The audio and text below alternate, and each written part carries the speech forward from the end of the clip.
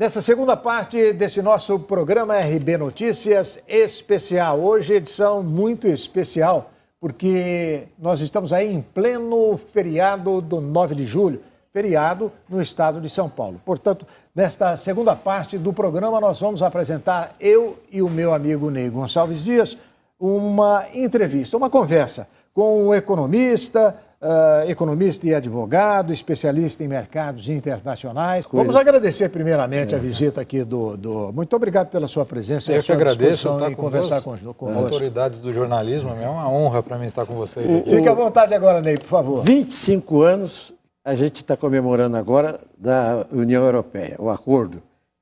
E 25 anos a reforma da Previdência. Essa reforma já foi feita lá atrás pelo presidente Fernando Henrique, presidente Lula.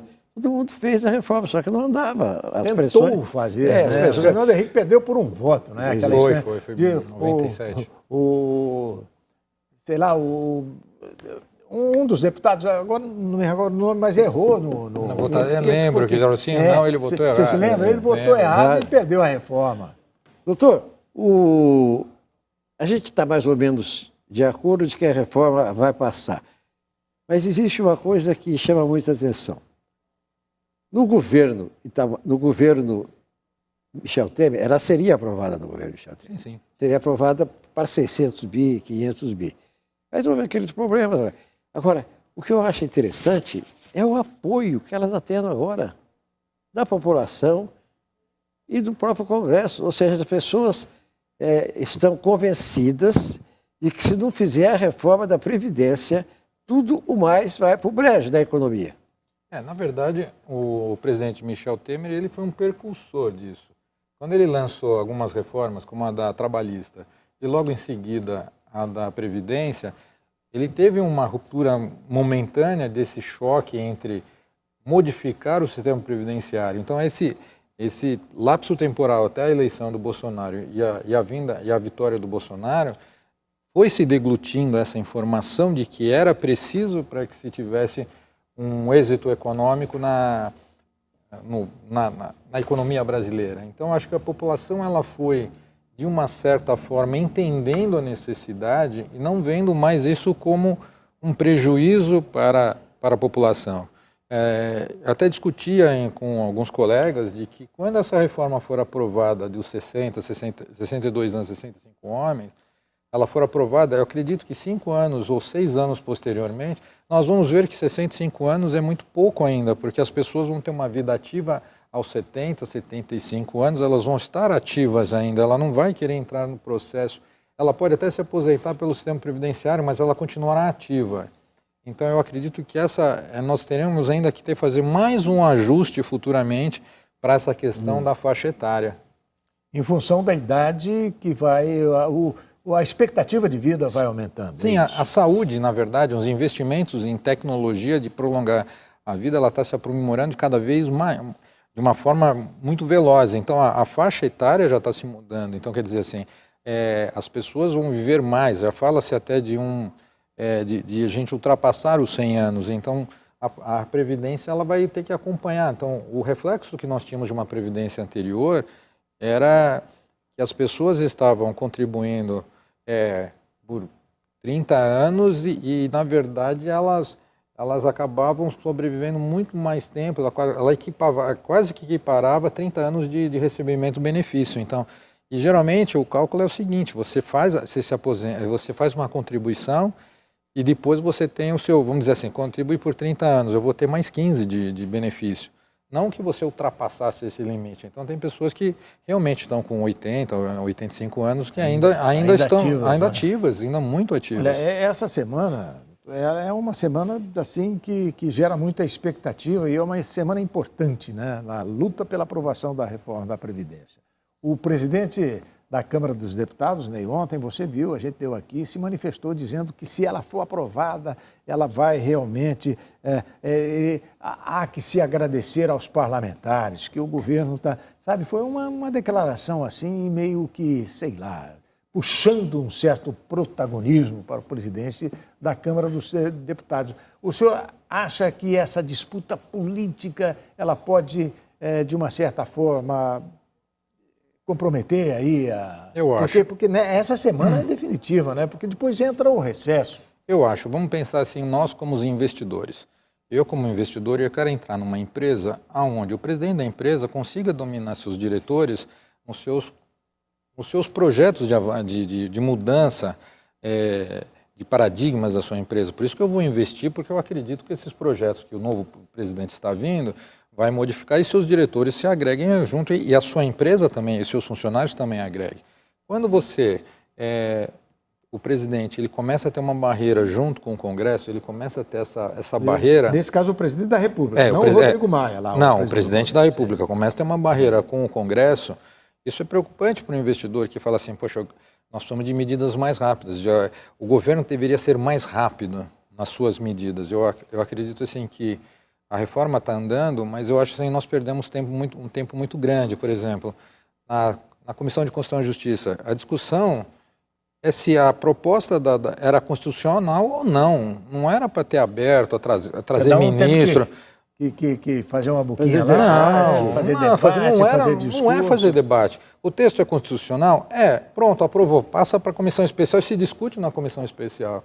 Então se perdeu muito tempo. Exatamente. Agora passou pela comissão especial, né? Quanto ao mérito, já foi discutido, se escolheu. O senhor ficou satisfeito com o que se estabeleceu lá? Eu ainda tenho minhas ressalvas na questão do benefício de pagamento continuado e no rural. Eu acho que eles deveriam ser mantidos, por uma questão social do nosso país. Eu não mexeria nessas duas, porque nós estamos falando de uma parcela de uma população muito carente. Nós estamos falando assim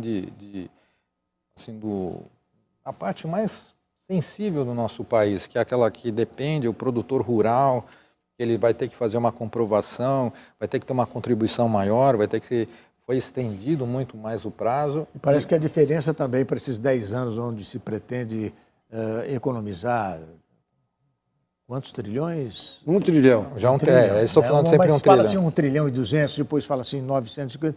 O Ney comentou durante essa semana aqui muito a respeito da inclusão ou não da previdência de estados e municípios nessa história, não é, Ney? Exato.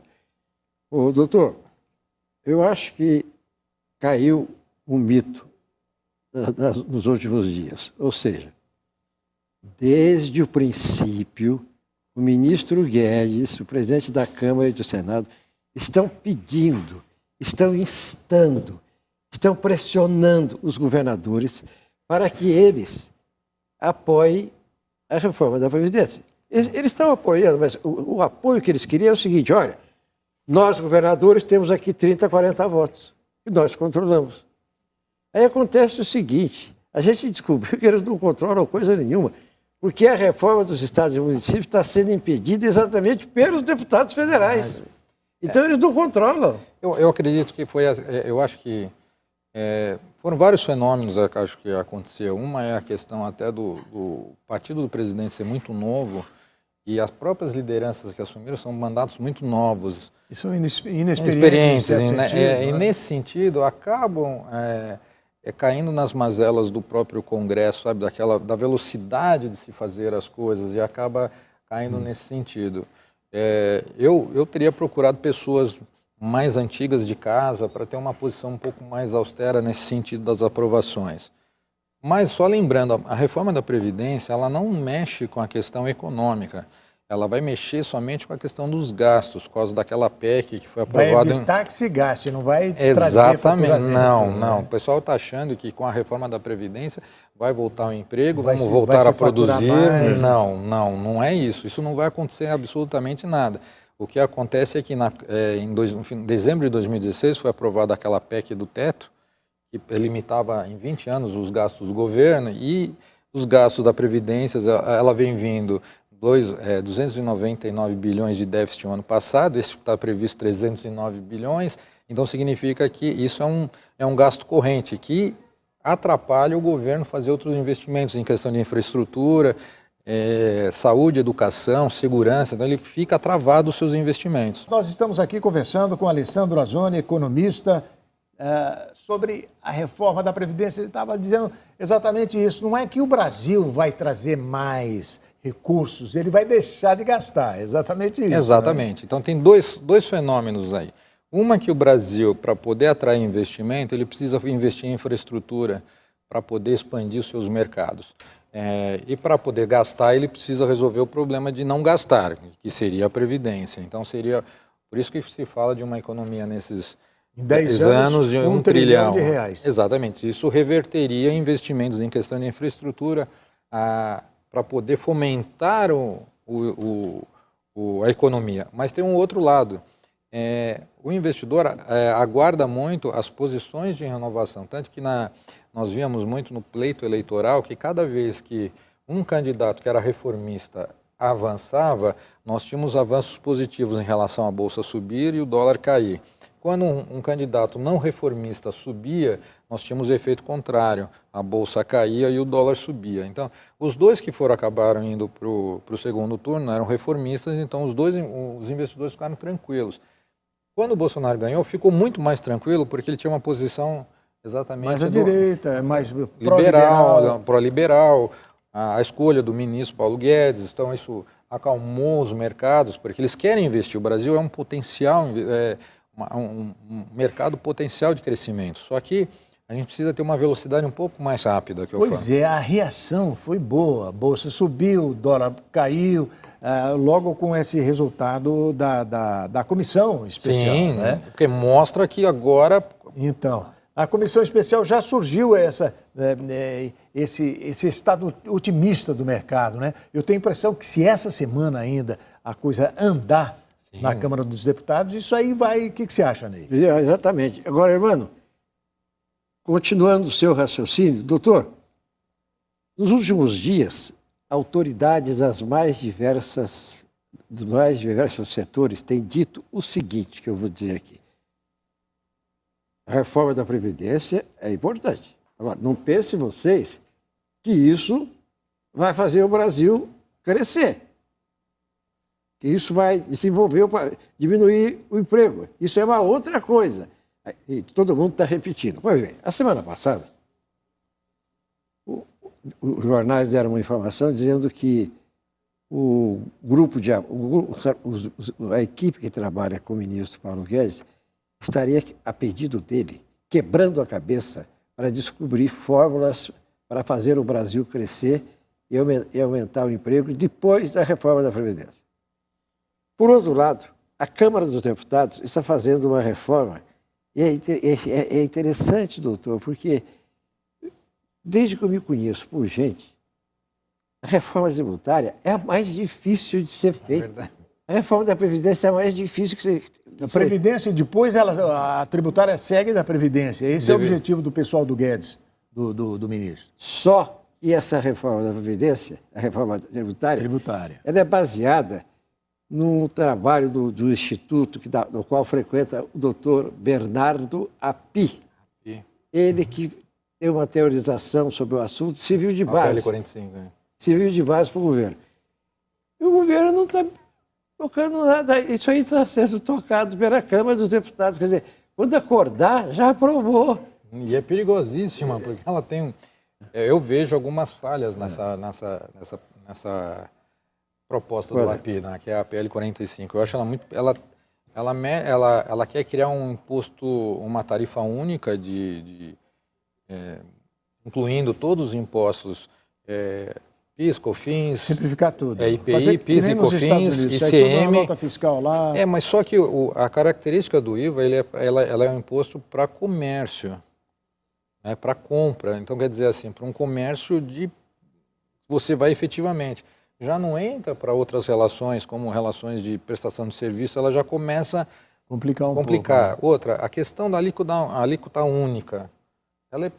Nós vamos estar falando de um copinho de café por uma BMW, a mesma tarifa. Mas o recolhimento é diferente. Mas devia existir uma proporcionalidade. Realmente, está certíssimo. Ela foi aprovada, ela foi... O IVA, Imposto de Valores Agregados, seria isso? O senhor está certíssimo. A questão ela foi feita... houve uma discussão entre o Maia e o Bolsonaro, o presidente Bolsonaro, e numa dessa ele acabou falando assim, vamos aprovar. Pegou e trouxe a proposta do API e colocou na Comissão de Constituição e Justiça e passou. Quer dizer, numa das comissões já passou. Já, então quer dizer assim, realmente não está tendo discussão. O governo está olhando muito para a questão Reforma da da Previdência, é o Previdência, assunto do dia. mas para todo o empresariado é a tributária que interessa. O pessoal porque- está de olho lá. na né? tributária, porque a tributária ela pode acabar onerando de uma forma absurda, empacando até o crescimento do que a própria prova da Previdência. O senhor está certíssimo, né? Se vê se- O governo tem que dar uma atenção muito especial. Eu acho que deveria ter sido feito duas forças-tarefas, realmente. Ó, a Previdência já está andando, beleza. Agora vamos ali na tributária. A tributária é muito importante para o nosso país. É a segunda reforma mais importante que nós teremos que ter agora. Exato. Agora, voltando nisso, se você me permite, o Alessandro é especialista também, economista, advogado e especialista em mercados internacionais. Se aqui nós tivemos assim, sabe, motivos, eu não sei se suficientes, mas pelo menos psicológicos para a Bolsa subir, para o dólar cair. Como é que o mercado internacional enxerga essa reforma da Previdência? Nós vamos começar a nos mostrar lá fora de uma forma mais, digamos, mais convincente, mais positiva. O Brasil, vale a pena apostar no país, alguma coisa desse tipo, não? Com a reforma aprovada? Mostra-se que existe um engajamento na questão reformista. Isso já é um passo muito forte. Aprovando a reforma nessa semana... Ajuda o país lá fora? Ajuda muito porque os investidores olham como assim, olha, o programa de reformas está andando. A segunda é analisar segundo a proposta tributária. E outra, nós tivemos vários cenários internacionais que foram muito favoráveis para nós. Ainda nós temos o nosso carro-chefe, o agronegócio, mas houve alguns fatores que alavancaram o nosso mercado. Nós tivemos na China agora a peste suína africana. Eles dizimaram quase 1 milhão de animais por causa da peste. E aí eles têm um mercado consumidor que o Brasil é o primeiro da lista ao seu exportador. Automaticamente, nossas exportações de frango também aumentaram. Então, quer dizer, nós temos um mercado assim, muito favorável para o setor internacional. Esse acordo que foi celebrado no Mercosul também é muito... O Mercosul e o mercado comum. Exatamente. Nós temos um mercado ali de praticamente de 750 milhões de dólares de consumidores que podem... nós estamos Os agricultores da França estão chiando. Sim. O pessoal da indústria aqui também está chiando. Quer dizer, isso aí vai ter que se vai ter ajuste, né? Foi aprovado, a proposta em si ainda não saiu. Só houve o acordo de que vai sair. Agora eles só vão discutir como vai ser feito. Mas nós estamos assim, vamos dizer assim, nós estamos com alguns contratos, vamos pensar assim, estamos com alguns contratos fechados que dependem de algumas autorizações, que seria a reforma da Previdência, a reforma tributária, as reformas, essa organização do governo. Então isso é muito importante. O mercado internacional olha a reforma da Previdência como uma vitória. Se realmente passar essa semana, não der o prazo das 5 sessões, se a gente conseguir aprovar, houver o consenso do Colégio de Líderes de colocar as duas votações simultâneas, assim, uma seguida da outra, seria fantástico para a gente sepultar, porque ainda vai para o Senado e o Senado também tem que aprovar ele na forma integrada. Hoje, o governo cobra de imposto 74% do cigarro.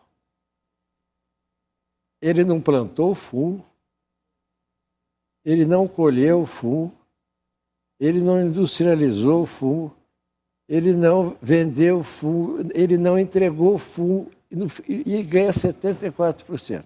Aí o telespectador vai dizer, bem feito, cigarro, isso mesmo. Não, mas o automóvel é 54%. Quer dizer, a Ford, Chevrolet, as grandes montadoras, eles têm um know-how que vem de décadas, montar um carro cada vez melhor, né? Aí o governo fica com a maior parte do dinheiro que seria deles. E vai continuar sendo assim? Sim, Existe uma carga tributária em cada produto que a gente consome.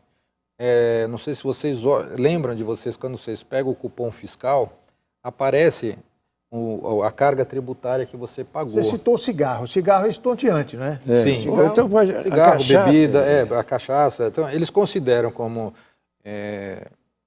bens supérfluos, assim, que faz mal para a saúde, que você carrega no imposto. Concordo que existe uma questão injusta na questão tributária. Eu acho que eu vi uma apresentação do Everaldo Maciel que ele colocava duas situações. Ele foi da Superintendente da Receita, e ele colocou assim que uma reforma de uma tributária, ela é muito delicada, porque você mexe tem com interesses. Você tem os entes federativos, primeiro, você tem municípios, estados e União. Cada um tem uma carga, cada um tem um processo, cada um tem uma fiscalização. De repente você faz uma reforma de ruptura, rompe, cancela todos os tributos e cria tributos novos, mas não se adapta a tributos como estão querendo fazer. Eu vou juntar esses 2 aqui, mais 2 aqui, 3 aqui, vamos dar uma parcela, porque realmente eu concordo nessa opinião dele de colocar que uma reforma feita às pressas tributária vai sair muita gente perdendo. A questão da carga tributária é exatamente como aconteceu. Foram incidindo vários tributos dentro da cadeia produtiva, por exemplo, do automóvel. Vem desde lá do parafusinho até o valor agregado maior e até o final, quando ele está produzido. Então, ele vem somando, e o sistema de compensação tributária, se dá para se fazer um pouco com ICM, mas no demais não dá para se fazer. Então, essa carga tributária fica realmente muito pesada. Nos outros países não é tão pesada nesse sentido. A questão de você jogar essa carga todinha e o governo sair com isso é justamente por essa questão. Dentro da divisão, você lá vai ter impostos municipais, impostos estaduais, federais, tudo isso vai, na fase de recolhimento, isso vai indo, e às vezes se perde até dentro do próprio processo. Até no processo de recolhimento disso, você acaba se perdendo, porque você tem que ter a parte que vai fiscalizar a arrecadação na indústria automobilística da referente à peça tal. E aí você começa a criar processos tão grandes para essa contabilidade fechar, que realmente você ter uma carga tributária alta assim não seja justificada. É isso que eles falam, que a carga tributária está em 34% do PIB. É isso? Exatamente. Agora, professor, o que pode ser feito a partir da semana que vem para retomar o crescimento do país e aumentar e diminuir o desemprego, tirando do caminho a pedra da Previdência? Contando-se que ela seja aprovada, né? Porque eu vejo um desastre aí, que se acontecer o contrário. Né? Realmente... Não, se não acontecer, nós vamos voltar aos cenários de recessão. Aí é complicado. É preocupante. É preocupante porque vai mostrar para o mercado externo que o governo não fez Ninguém vai investir num país que vai à falência, que vai... Exatamente, você perde a credibilidade. Vai quebrar, não é? Porque quebra mesmo, né? Se não, não é que quebra, praticamente você vai aumentar o déficit, então quer dizer, você vai ter o governo vai ter que arrumar uma maneira de se pagar essa conta, aumentando tributos, vai inventar alguma alternativa para que isso seja pago de qualquer maneira. Doutor, vamos entrar aí na pergunta do Ney. O que pode ser feito em caso da Previdência ser aprovada para a gente criar emprego? São 13 milhões, né? 13 milhões. 13 para 14 milhões de desempregados nesse país. Vamos primeiro tentar entender o que aconteceu com o processo. Com aquela crise que a gente teve, aquela crise recessiva, muitas empresas foram obrigadas a rever seu modelo produtivo e ela acabou tendo que demitir funcionários e redefinir os seus quadros funcionais, ou seja, acabou tendo acúmulo de função, teve que fazer um reenquadramento de função. Hoje, para voltar a crescer, nós temos um problema muito grande. As empresas já estão com os cargos todos reenquadrados e com o processo que foi trocado por tecnologia. Nós precisamos de consumo, nós precisamos reativar a roda, aquela básica da economia, que é o ciclo circular da renda, fazer ela girar do setor produtivo para o setor de trabalho e fazer com começar a financiar o consumo, fazer o que a Dilma e o Lula fizeram? Sim, mas não com dinheiro público, mas ela tem que voltar, você tem que fazer estímulos para a pessoa poder... O estímulo ela pode ser... Poder gastar, poder consumir. Mas é a garantia do governo. Se não tem consumo, não tem indústria, não tem... Tem muita gente que está com dinheiro. Tem muita gente que guardou dinheiro e está com dinheiro em casa. Ela não comprou apartamento por causa da estabilidade do governo. Não comprou um carro por causa da estabilidade do governo. Ele está com o dinheiro represado, esperando ver se a reforma da Previdência passa e quais são os cenários que vai acontecer. Essa pessoa, ela já vai dar um fluxo, ela já vai entrar na economia e já vai fazer girar. Então, eu acredito que o primeiro momento é uma questão de confiança. O governo mostrar que, posterior à aprovação, porque está muito assim todo mundo, pronto, passou a reforma da Previdência E agora? Vou entrar na Bolsa, vou comprar, vou entrar no fundo de ações, Quer dizer, se espera, é sorte, né, Nix? Se o investidor quiser ganhar algum dinheiro, essa é a semana, né? Não, ele tem que ter coração forte, porque pode sofrer. Pode perder mesmo. Mas e aí, então, para criar esses empregos? Eu acredito que a equipe do Paulo Guedes vai ter que fazer um acordo setorial justamente para que haja essa alavancagem de crescimento econômico. Eu acredito que o primeiro impulso pelos consumidores vai existir a partir do momento que ele enxerga que a economia começa a reagir, começa a ter uma segurança de que, igual nós tínhamos anteriormente, quando teve o Plano Real, todo mundo tinha a segurança de que a sua moeda não ia desvalorizar, que você ia ter um emprego. Então, esse cenário positivo só precisa começar agora, na verdade, é mostrar um cenário positivo, porque aí o consumidor que está represando seu dinheiro, ele consegue pôr novamente na roda e começar a fazer a roda girar. Esse seria o primeiro indutor, o governo mostrar que existe um plano. E qual é esse plano? Para que todo o setor produtivo comece a entender qual é o cenário que ele vai ser aplicado. Olha, eu sei que o senhor não tem uma bola de cristal, né? Mas o senhor está otimista? Eu estou otimista se a reforma passar. Primeiro, se ela passar, o senhor acredita que passa? Eu tenho eu gostaria de... Demorou para responder, né? Que a gente estava conversando aqui. O Congresso está muito... Está complicado lá, né? Cada um querendo puxar a sardinha. Exatamente, eles não estão alinhados. Não existe outro problema que está acontecendo. Não existe esse alinhamento. Todos os países do mundo que fizeram reforma da Previdência ocorreram manifestações internas e externas, pressões, perda de popularidade dos governos, todos os países. O Brasil... Não, ao contrário. Está mais fácil, né? Não, ao contrário. O Brasil é o único país que o povo foi a favor da reforma da Previdência. Não, e é favorável realmente. Então responde aí, doutor. Nós já estamos no finalzinho da nossa conversa aqui. Eu queria que o senhor respondesse. Está otimista, não? Chegaremos aqui na semana que vem mais felizes, mais Eu acredito que sim. Eu acredito que sim. Esse jornal? Eu acredito que sim, porque cada um deles sabe a responsabilidade que está na mão deles. Eu acho que essa aprovação, ela vai ser, no primeiro momento, vai ter várias emendas da oposição, justamente para travar a votação. Eu acredito que isso vai ocorrer, é um processo... Será que o presidente vai insistir nessa história dos militares? Não.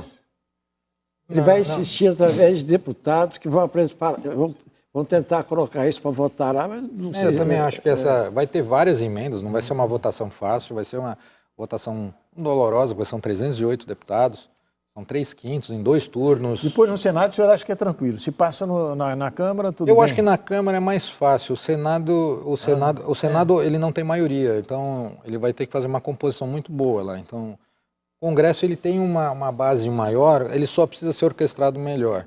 Mas no Senado eu acredito que é mais fácil, porque são menos, né? São menos senadores. Agora, o que está pesando muito é a informação seguinte, 2 pontos. Se a reforma da Previdência não for aprovada, no mês de agosto e setembro não haverá dinheiro para pagar os aposentados. Vai de retro, né?